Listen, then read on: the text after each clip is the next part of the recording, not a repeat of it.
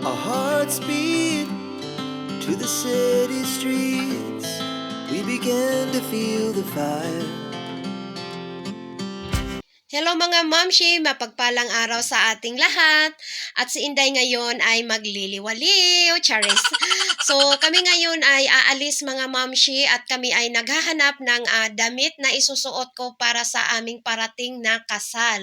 Oo mga mamshi, magpapakasal kami ulit ni Dodong, o diba? Charot! So pupunta kami sa Besiktas mga mamshi. So yung mga mamshi na nandito nakatira sa Istanbul, so alam na alam nila kung saan yung Besiktas. Dito kami maghahanap mga mamshi ng isusuot kong gown para sa aming kasal.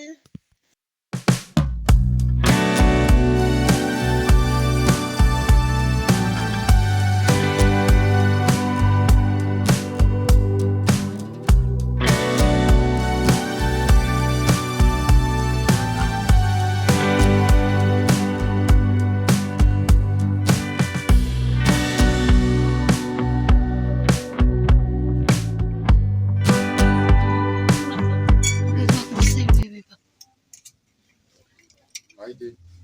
Yok o kermesi. Bu abla ne kadar? Bakayım göremiyorum. 3500.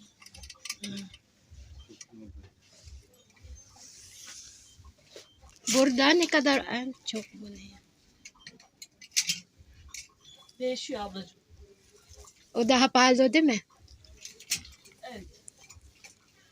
Barbunya böyle. Başla. Evet.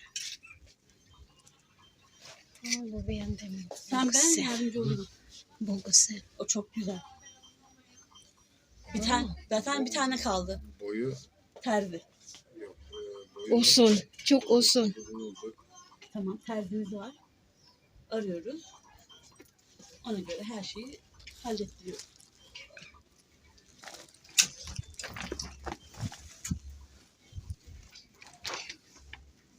Şu da çok güzel abla. Ağır ve şık. İstemiyorum bakmayı. Ha, o tarzı. Parlak.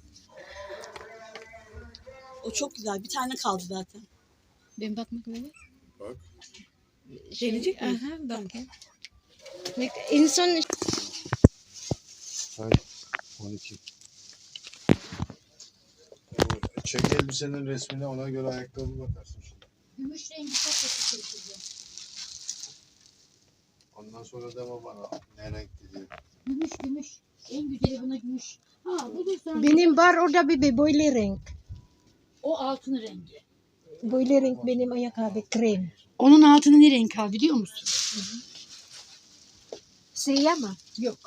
Ha, Şunun bu- gümüş tonları var ya. Aynen. Bununla bu tonlar çok yakışıyor. Aynen. Patlatıyor. Yine de sen bilirsin tabii. Tamam. Renk olarak gümüş tonlar. Tamam. Teşekkür ederim. Ben kartını da verim abi.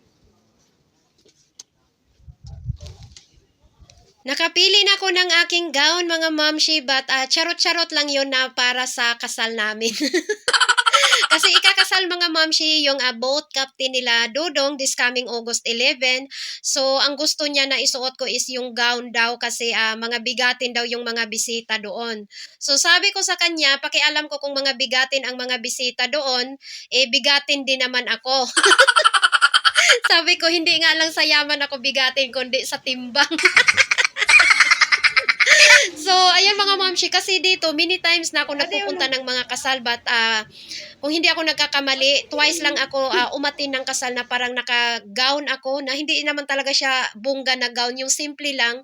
Kasi ang gusto ko mga mamshi, yung mga casual dress lang na, yung alam nyo yung pwede siya pang party, and then pwede din siya ipang gala-gala. Kasi parang nanghinayang ako sa, katulad niyan gown, hindi mo naman yan siya pwede ipang gala-gala. So, after ng party, itatabi mo lang siya sa cabinet. So, parang nanghihinayang ako sa ganon.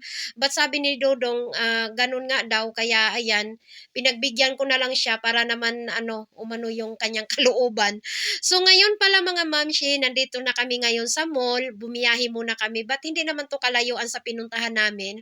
Kasi dito din si Dodong maghahanap ng kanyang pang-OOTD at para din sa anak namin.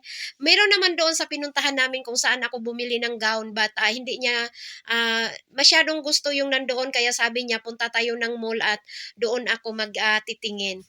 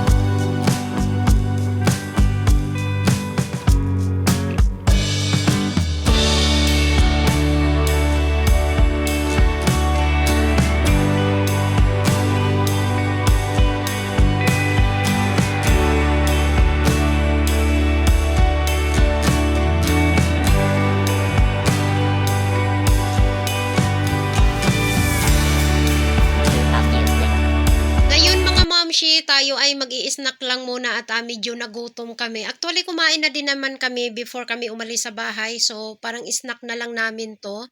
At nakapamili na din si Dodong or nakabili na siya ng kanyang mga pang-OOTD pati sa anak namin. At after nito is, ayan, uuwi na kami at ipapakita ko sa inyo pagdating namin sa bahay yung aming mga pinamili.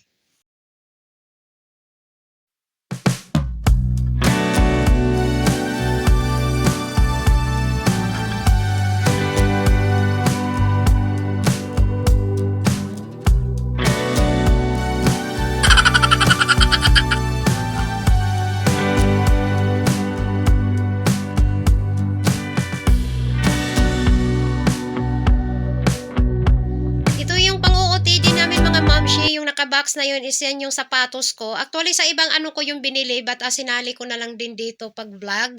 At ito yung napili kong gown. Saka ko na lang to ipakita sa inyo mga mamshi pag ano na kasi makikita din naman to pag ngayong 11 pag atin namin ng kasal. Syempre magba-vlog tayo doon, charis. At ayun si Dodong, ito yung pang-OOTD niya. Bumili siya ng tatlong belt kasi yung dalawang itim is anong tawag niya, naka-sale. So, malaki ang masisave mo kaya bumili siya dalawa. So itatabi lang muna daw niya. And then ang kanyang shoes, ayan. And then yung para din sa anak namin, nandito din. Ito, simple lang yung para sa anak namin yan, yung OOTD niya.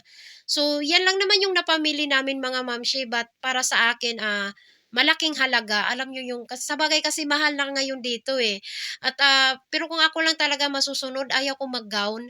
Mas gusto ko talaga yung simple lang isusuot ko, yung mga casual dress na okay naman siya ipunta ng party and then in the same time pwede mo siya ipanggala-gala. Yun sana talaga ang gusto ko kasi pag gown, sabagay naman ang gown, pwede mo naman many times isuot pero yun nga lang pang party lang siya, hindi mo pwede igala-gala.